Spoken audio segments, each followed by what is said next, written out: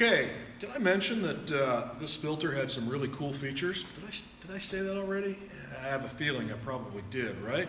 So when we initially started on the design of this filter, when we were making the list of qualities that we wanted, one of the things that I was adamant about is that it had to be a spin-off element. And, or at least in this case, a spin-off, easily spun-off cup with easy access to the element, because again, I've been that guy underneath the car, you know, half the time on jack stands with a couple of wrenches in my hand, trying to get one of those cup style filters apart to get to the element, and it's just not fun.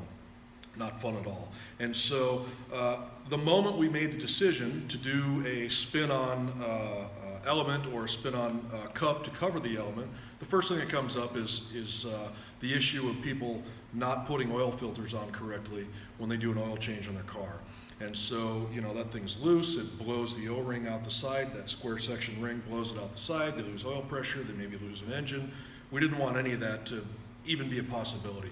So the very first thing about the design is that the O-ring is contained in such a manner that if the cup were loose, it won't blow the ring out of there and blow fuel all over the place. That's the first thing.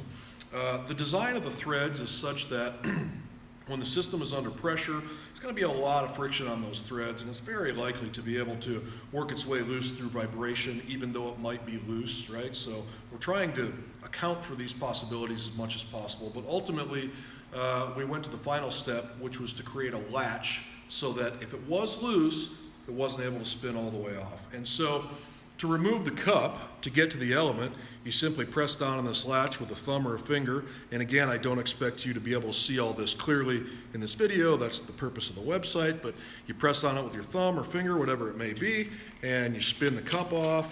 And under the cup, of course, we have the element. You just pull that off, put a little bit of lube on the threads, push the new one on. And then when you go to spin this thing back together, you'll find something interesting. Hopefully you can hear this. Hear that positive click? That's the latch rolling past the indicator there on the cup, and that audible indication lets you know that the latch still is functioning properly.